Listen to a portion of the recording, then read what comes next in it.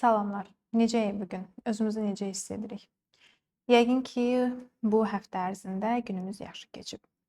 Gəlin də bu gün də yenə sizlərin dilindən mənə suallar verəcəklər. Mən də cavablayacağam. Sizlərin də eyni qaydada hər hansısa bir sualınız olarsa, kommentlərdə yaza bilərsiniz. Gələn videolarımda da sizin suallarınıza yer verəcəm, sevərək də cavablayacağam. Buyurun Günüsə xanım. Salam Aydan xanım, xoş gördük. Mən istəyirəm ki, ilk burdan başlayaq. Bəzən elə olur ki, biz münasibətimizin sevgi yoxsa dostluq üzərində qurulduğunu ayırd etməkdə çətinlik çəkirik, hisslərimiz qarışır. Bu anda nə etməliyik, hisslərimizi necə anlayaq? Öncəliklə bunu deyim ki, sevgi varsa, sevgi də dostluq da olmalıdır. Yəni, bir sözlə doğmalıq yaratmalıyıq o sevgidə.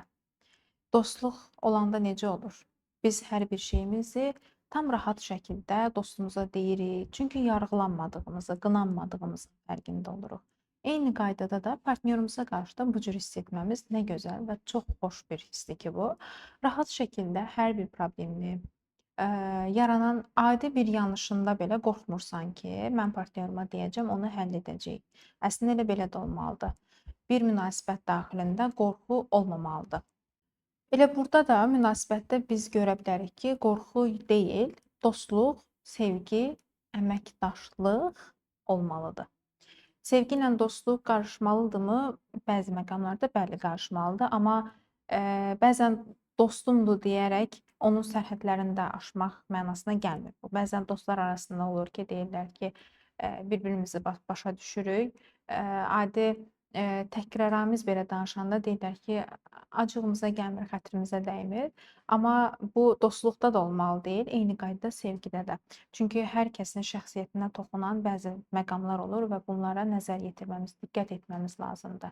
Sevgi deyəndə burada sadəcə sevgi duyğusundan getmir məsələ. Burada hörmət olur, dürüstlük olur, ona qarşı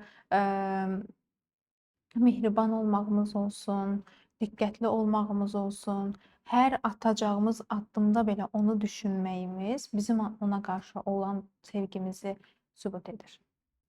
Bəs uşaqlıq travmaları necə bizim gələcəkdə insanlarla ünsiyyətimizə, münasibətimizə təsir edir? Təbii ki, birmənalı şəkildə təsir edir.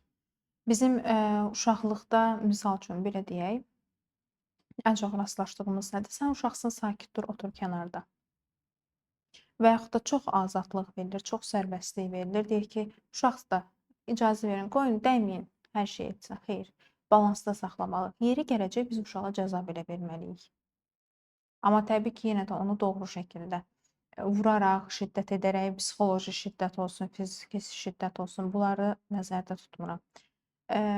Gözləmə müddəti və izah etməliyik. Sən bunu etdin, bu yanlışı etdin, buna görə sənə cəza verirəm. Və valideynlərə burdan tövsiyəm də budur ki, öz fikirlərində, verdikləri qərarlarda sabit olsunlar. Biz qərarlarımızda nə qədər sabit olsa, uşaq da artıq o qərarın həqiqətən nə qədər önəmli olduğunun fərqində olacaq. Və uşaqlarımıza qarşı bizim münasibətlərimiz, yəni bizim dediyimiz valideynlərin münasibətləri, nənə-babanın olsun, fərqi yoxdur. Bu inkişaf dövründə kimlər ki ona qarşı necə münasibət bəsləyirsə, o cür də gələcəkdə öz ətrafındakı insanlara münasibət bəsləyəcək. Kobud rəftar görübsə, kobud şəkildə davranacaq. Yəni uşaq nə deyiblər, toz-soran kimi də hər şeyi özünə çəkir və daha sonra isə onu öz davranışında göstərir. Bəzən elə olur ki, çox stabil ailə mühitində belə uşaqlar aqressiv ola bilirlər. Baxmayaraq ki, onların sözləri dinlənilir, onlara seçim şansı verilir. Bəs bunun əsas səbəbi nədən ibarətdir? Duyğuları görülübmü? Duyğularının fərqində olublarmı həmin o uşağın? Qərarlarında icazə verə bilərlər. Bu bəzən karyera tərəfindən deyirlər ki, karyerasında öz addımını atacaq, öz ayaq üstündə durmağı bacaracaq. Tamam, amma bunun bir duyğusal tərəfi də var. Duyğusal olaraq mənəvi cəhətdən nə qədər onun valideynləri bunu tamamlaya bilib? Bəzən elə olur ki, biz pis anlarda özümüzü pis hiss edəndə bizi incidən insanlara belə ehtiyac duya bilirik və ya ümumiyyətlə ailədən uzaqlaşmaq, başqa yerə, başqa mühitə çəkilmək istəyirik. Bəs bunun əsas səbəbləri nədir? Bizi başqa insanlara çəkən səbəb ailədən qaynaqlanır, yoxsa digər insanlardan asılıdır? Yəni mən belə anladım ki, ailədən uzaqlaşıb başqalarından daha çox Bəli. ünsiyyətdə olmaq. Bəli, bu o deməkdir ki, öz ailəsini artıq qəbul etmir. Qəbul etməkdə çətinlik çəkir. Çünki razılaşmadığı məqamlar var. Başqalarına ünsiyyətdə də ona görə daha çox çəkilir ki, orda özünü tapsın. Çünki orda onu həqiqətən də özü kimi qəbul edirlər. Misal üçün ev daxilində, ailə daxilində deyək, çox əyləncəli davrana bilmir. Bir addım geridə olur, sakit, təmkinli, heç bəlkə də evdə varlığı ilə bəlli olmur ki, bu evdədir bu uşaq yoxsa yox. Amma başqa bir mühitdə çox əyləncəli. Yəni onun səsini belə kəsmək mümkün deyil. Aha, aydındır. Bəzən biz öz mühitimizdə, öz ətrafımızda, yəni öz olduğumuz yerdə xoşbəxtik, amma özümüzü digərlərinə müqayisə edəndə sıxılmağa başlayırıq, özümüzü əksik, natamam hiss edirik. Bəs bunun səbəbi nədir? Önceliklə özümüzü müqayisə etməməliyik. Bu müqayisə də bizim ailəmizdən gəlir əslində. Valideynlər uşaqlarını o qədər başqaları ilə o qədər müqayisə edir ki, artıq bu biraz da öyrənilmiş çarəsizliyə də gətirib çıxardır. Biz hər hansı bir addım atırıq, misal üçün bir biznes quracağıq. Deyirik ki, başqası bu biznesi qurdu, amma batırdı. Heç bir şey qazancı olmadı, hər şey əlindən çıxdı. Mən də etsəm, mən də uğurlu olmayacağam. Hardan bilə bilərik? Risk almalıyıq, bunu hər zaman demişəm.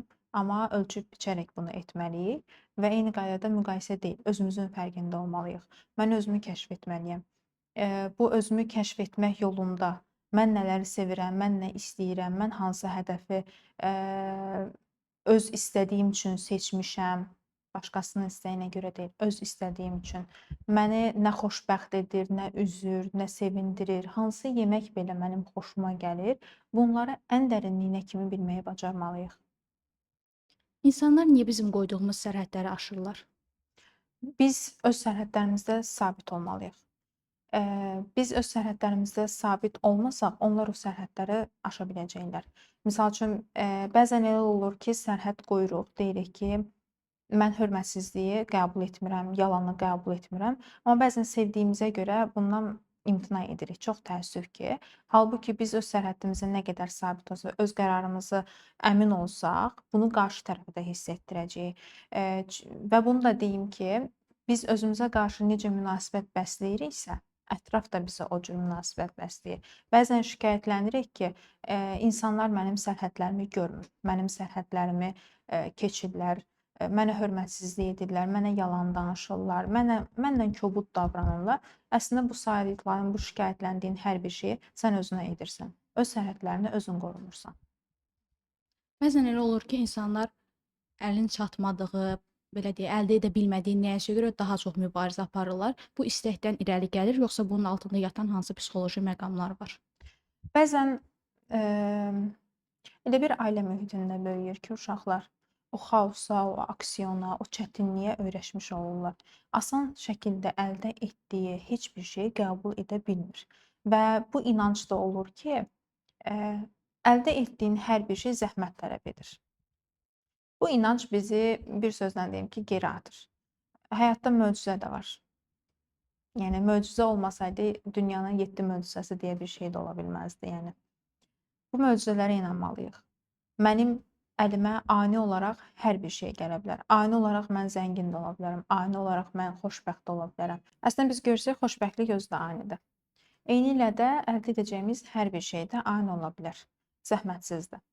Və bu düşüncə də var ki, mən nə üçünsə daima əziyyət çəksəm, zəhmət, yəni onda bir zəhmətim görünsə, onun qədrini də o qədər çox görəcəm və o mənim üçün o qədər də çox uğurlu olacaq. Bu yanlış düşüncədir. Özümüzü bir rahat buraxmaq lazımdır. Özümüzü bir həyatın axarına buraxmağımız lazımdır. Özümüzə inanmağımız lazımdır. Mən seçdiyim hədəf yolunda özümə inansam, mən o yola zaten zəhmətsiz də keçəcəm. Bəs asan əldə etdiyimiz və ya heç əldə etmək üçün çalışmadığımız, amma özü bizi tapan məqamların necə qədrini bilək? Bizim istəyimizə uyğundurmu o?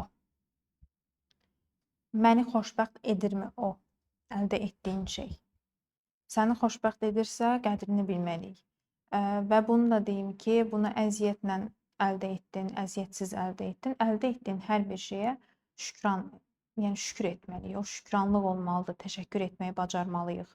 Heç kimin bizə borcu yoxdur. Yəni biz daha çox bunu Allahdan, evrəndən, kainatdan istəyir insanlar ki, mənə bu gücü yetir, mənə bu maddiyyatı yetir, mənə bu mənəvi güclüyü yetir. Amma biz onu əldə edəndən sonra etdiyimiz o istəyimizə təşəkkür etmirik.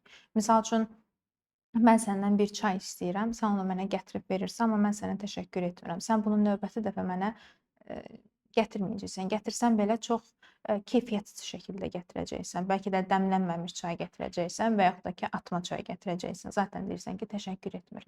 Halbuki biz nə qədər təşəkkür etsək, onu bizə daha çox halda gələn dəfə gələcək o bizə. Yəni ona görə də təşəkkür etməyi bacarmalıyıq və əlimizdəki hər bir şeyin qədrini bilməliyik. Və bunu da unutmayaq ki, hal-hazırda yaşadığımız həyat tərzi ki var, hal-hazırda daha öncə istəklərimizdir. Daha öncə istədiyimiz hər bir şeydir. Məsəl üçün universitetə qəbul olmaq istəyirdik. Bunun üçün çabalayırdıq, gecə-gündüz oxuyurduq və qəbul olduq. Amma buna təşəkkür etdikmi? Çox zaman təşəkkür etmirik. Deyirik ki, əziyyət çəkdim. Əslində belə baxanda daha çox əziyyət çəkib əldə etdiklərimizə təşəkkür etmirik, amma ani olaraq əlimizə gələnlərə təşəkkür edirik. Mən düz başa düşdümü? Yəni siz deyirsiniz ki, təşəkkür etdiyimiz məqamlarda xoşbəxt oluruq. Əgər nə isə əldə ediriksə, təşəkkür etmiriksə, artıq həmin məqamda özümüzü tapmırıq və yenə də nəyisə çatmadığını hiss edirik. Tam olaraq o cür deməyim. Təbii ki, sənin dediyində də bir doğruluq payı var. Çünki bəzən elə olur ki, əziyyət çəkirsən, çatırsan ora, yorulursan artıq. Belə deyim də, bəzən əziyyət çəkməyi o qədər çox ciddiyə alır ki, insanlar. Düşünür ki, mən daima gecə-gündüz yatmamalıyam, öz ehtiyaclarımı ödəməməliyəm, əylənməməliyəm, yeməyimə, içməyimə verməməliyəm. Sadəcə bu hədəf yolunda getməliyəm. Artıq bu zaman zaten sən tükənmiş olacaqsan. O nöqtəyə də gəlib çatanda onun qədrini təbii ki, bilməyəcəksən. Deyəcəksən ki, bu mənə nə qədər acılar yaşatdı. Çünki biz ağrını, acını üzücü olaraq xatırlayırıq. Adiləşir artıq Bəli, nəticədə bizim adiləşmiş üçün. olur. Ona görə də nə etmək lazımdır? Hədəfimiz olsun. Onun üçün mübarizə aparaq. Bizə hər şey rahat şəkildə sunulmur. Biz nə isə istəyiriksə, onun üçün bir addım atmalıyıq ki, o bizə gəlib çatsın. Atmasaq zaten gəlməyəcək. Amma bu atdığımız addımda biz öz ehtiyaclarımızı da unutmamalıyıq. Özümüzü unutmadan bu yolu davam etməliyik ki, həmin hədəfimizin də dəyərini bilək. Aha. Hisslərimiz, düşüncələrimiz qarışır və siz necə düşünürsünüz? Daha çox hansının səsini dinləmək lazımdır? Həm zehnimizin, həm duyğularımızın. İkisi də balanslı olmalıdır. Mən belə götürək, hal-hazırda ən aktual mövzulardan biri. Misal üçün bir münasibətdə ayrılmaq fikrinə düşür. Məntiqi cəhətdə deyir ki, ayrıl, amma duyğusal tərəfi onu tutub saxlayır ki, yox, ayrılma. Burada artıq baxmaq lazımdır. Sən duyğusal olaraq sağlam qərar verəcəksən, yoxsa zehni olaraq qərar verəcəksən? Və ikisini də balanslaşdırmaq da sənin əlindədir. Hər birini paralel şəkildə eyniləşdirirsən, hansının faizi daha çoxdursa, hansının səndə doğruluq payı daha çox faiz göstərirsə, onu seçməliyik. Duyğularımızı görməzdən gəlməliyikmi? Xeyr, gəlməməliyik. Onu da görməliyik və özümüzə əsasən doğru qərarı da bu cür verməyə bacarmalıyıq. Bəzən elə olur ki, məsələn ki, Və bunu da çox üzr istəyirəm. Bunu da qeyd edim ki, duyğularımıza sual verməyə bacaraq. Mənim hal-hazırda hiss etdiyim həqiqətdə nədir? Yəni mənim hansı ehtiyacımı ödəyir? Bəzən sevgini biz o qədər önəmsəyirik ki, sevgi, dəyər görüm, diqqət görüm, sevilim. Əslində bu bizim öz daxilimizdə bastırdığımız o duyğulardan da, o boşluqdan yaranır.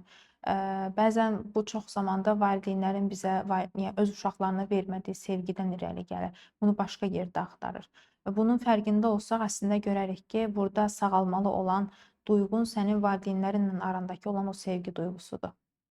aha, münasibətdən danışdınız. Bəzən elə olur ki, münasibəti bitirən şəxs sonradan qarşı tərəf başqa şəxslə münasibət qurduğu halda başlayır ona qarşı addımlar atmağa, hətta onu ittiham edib, günahlandırıb, acı, təhqiramiz sözlər deməyə. Bəs bu anda niyə qarşı tərəfin psixologiyası belə həddə gəlir? Axı o münasibəti bitirən tərəf o idi, ya parçalayan, dağıdan o idi. Hı -hı. Belə bir qanun var, çəkim qanunu. Biz nəyi vecimizə almasaq, yəni umursamasaq, geri atsaq, o bizə daha çox gələcək. Eee, Burada Carl Jung'un da bir fikri var ki, misal üçün, nəyi çox unudarıqsa, o bizə daha çox gələcək. Belə deyim də, anima, animus deyə Carl Jung'un ayrımı var idi. Nəyə, misal üçün, bir hadisəyə biz o qədər takıntılı qalırıq ki, artıq bizim bütün enerjimizin hər biri o hadisəyə fokuslanır. Ətrafla bağlantımız kəsilir, özümüzlə belə hətta bağlantımız kəsilir. Daima bir insan düşünür və o insan da bizdən o qədər çox uzaqlaşır. Gəlin belə düşünək, sanki biz müsbətik, o da müsbətdir. Eyni insan olduğumuza görə, məsəl üçün, bir münasibət yaşamışıq, enerjimiz eyni olduğuna görə münasibətimiz tutub. Amma mən müsbət, o müsbət, maqnitdə necədir? İtir. Amma o müsbət qaldığı halda, o olduğu yerdə qaldığı halda, mən mənfi oluramsa, artıq ondan geri addım atıramsa, mən gedirəmsə, mənfiyə doğru gedirəm. Mənfiyə doğru getdiyin üçün də həmin o müsbət olan enerji sənə doğru çəkilməyə başlayır. Maqnit mənfi ilə müsbət bir-birinə ancaq yaxınlaşar. Və bunun kimi də sən onu artıq unutduğun zaman düşünürsən ki, unutdum, öz yoluma baxıram, artıq öz həyatıma gedirəm, yeni münasibətim var, özümü çox xoşbəxt hiss edirəm. Heç ağlına belə gəlmir. Amma o bir anda ortaya çıxır. Əslində bu həm də bir növ sənə öyrənməndə olduğun dərsi təkrar xatırladır. Sən həqiqətən artıq ondan nəyisə öyrənmisən, yoxsa hələ də ona yenidən təslim olacaqsan bunu. Artıq özündən əmin olsan ki, o mənə zərər yetirir. Mən onu artıq həqiqətən də öz həyatımdan çıxartmışam. O sənə geri dönsə belə onu qəbul etməyəcəksən. Mən özüm də rastlaşmışam, eyni zamanda ətrafımdakı insanlardan da eşitmişəm. Məsələn, hər hansısa bir kitab oxuyuruq, film izləyirik, eyni zamanda serial ola bilər. İzləyirik və özümüzü oradakı obrazların yerində hiss edirik və həyatımızda yol gedəndə fikirləşirik ki, onun problemləri mənimdir, onun xoşbəxtliyi mənimdir, onun ali üzvləri mənim ali üzvlərimdir. Bu niyə belə olur? Eyniləşdirmə, kopyalama. Başqasının həyatını öz həyatımıza kopyalayırıq. Əslində bu da bir növ öz istədiyimiz həyatdır. Halbuki onu əldə etməyə biz özümüzü o qədər belə əlçatmaz kimi sanırıq ki, sanki filmlərdə yaşana biləcəkmiş kimi. Amma o filmlərdə gördüyümüz hadisələr belə, rollar belə real həyatda olanlardır. Yəni onu bir başqası yaşayırsa, sən nə üçün yaşaya bilməyəsən? Nə deyiblər? El arasında deyirlər ki, sənin ondan nə əksiyin var ki? Eyni qaydada. Gəl belə bir sual verim. Sən oradakı o sırf rola fokuslanaraq bu şeyləri düşünürsən, yoxsa ümumi olaraq, yəni ümumi məğzinə əsasən, yəni o filmin roluna əsasən? Və ya kitabda hər hansı bir obraz olur ki, mən özümü onun yerində hiss edirəm və hətta onun problemlərini belə elə olur ki, mən çəkirəm, dərdini mən çəkdirmirəm, hiss edirəm. Bir də ayrıca ki, bu film idi. Bunun səndə hiss etdirdiyi hansı duyğular var? Elə olur ki, yol gedə-gedə məsələn hiss edirəm ki, onun problemi mənimdir. Məsələn, ona söyləyim, mən də hiss edirəm ki, mənim. Məsələn, elə yol gedə-gedə gözüm dolur, belə pis oluram. Sanki özüm o rolu oynayıram, ya bilmirəm, niyə də hiss edirəm. Ümumiyyətlə heç indiyə kimi diqqət görmək istəyib görə bilmədiyin bir hal olub? Yaşaya bilmədiyin hər hansısa bir duyğu olub? Bastırdığın duyğular? Hı -hı.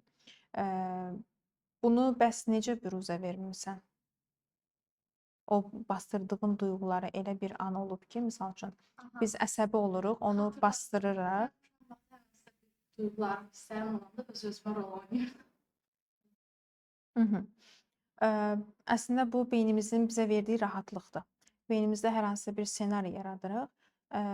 Belə deyim ki, hətta bu çox gözəl bir metoddur. Yəni biz bunu psixologiyada terapiya olaraq istifadə edirik. Stol terapiyasında, qaynar stol terapiyasında. Kimə əsəbi isə, kimə qarşı basdırdığımız duyğular varsa, onları qarşımızda əyləşdirib beynimizdə bir ssenari yaradırıq və o ssenarini yaşayırıq. Sanki ona qarşı demək istədiyimiz hər bir şeyi deyirik, yaşatmaq istədiklərimizi yaşadırıq, o rahatlığımızı o cür tapırıq. Əslində bu çox gözəl yoldur. Bunu etmən daha rahatdır. Çünki ona görə sual verdim ki, bunun səndə yaratdığı hansı duyğular var? Yəni rahatlıq bəxş edə bilər, narahatlıq bəxş edə bilər, amma ən azından səndə hər hansısa bir duyğu yaradır bu.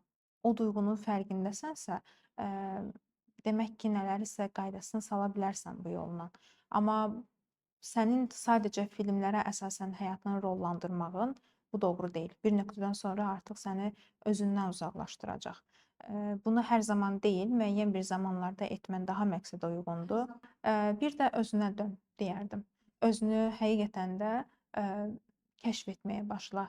Sən nə hiss edirsən, sənin hisslərin nələrdən ibarətdir, nə istəyirsən, səni incidən məsələlər nələrdir, nə zaman özünü tapmaq istəmisən, tapa bilməmisən, nə zaman görülmək istəmisən, görülməmisən, nə zaman eşidilmək istəmisən, eşidilməmisən, dinlənilmək olsun, anlaşılmaq olsun. Yəni bunların hər birini bir analiz et, özün özünü müşahidə et bir sözlə. Hətta yazmağın daha məqsədə uyğundur. Bu zaman daha çox fərqində olacaqsan. Əslində həyatımızdakı hər bir etdiyimiz davranış bir roldur. Sosial mühitdə daha çox maskalanırıq. Misal üçün biz üzgünüksə, deyirik ki, iş mühitidir. Gülərüz olmalıyam, müştərilər gəlir, onlara daha çox xoş simada qarşılamalıyam ki, onlar daha rahat olsunlar. Əslində amma bir növ yaxşıdır. Çünki sosial mühit var, sosial əxlaqi dəyərlər var. Bunları qoruyub saxlamağımız bizim özümüzə qarşı verdiyimiz əslində dəyərdir, hörmətdir. Buna görə bunu bir növ mənfi hadisə kimi deməzdim. Təbii ki, mənfi halları da var. O qədər maskalanırıq ki, bəzən misal üçün hal-hazırda sosial şəbəkələrdə insanlar ən xoş anlarını paylaşmağa fokuslanıblar. Lüks restoranlarda əyləşsin, misal üçün ayda bir kofe belə içir, onu paylaşır. Paylaşa bilərsən, amma bunu daima özün üçün deyil, öz rahatlığın üçün. Misal üçün birinin estetik baxışı ola bilər, bunu paylaşanda xoş gələ bilər. Amma biri isə bunu sadəcə olaraq başqasına göstəriş üçün edir. Qoy görsünlər ki, mən oturdum lüks bir məkanda kofe içdim. Bu maskalanma artıq onu bir növ özünü özünə unutduracaq. Özümüzü heç vaxt unutmamalıyıq. Özümüzü hər zaman ayaqda tutmalıyıq. Əslində öz ayaqlarımız üstündə durmağımız bu deməkdir.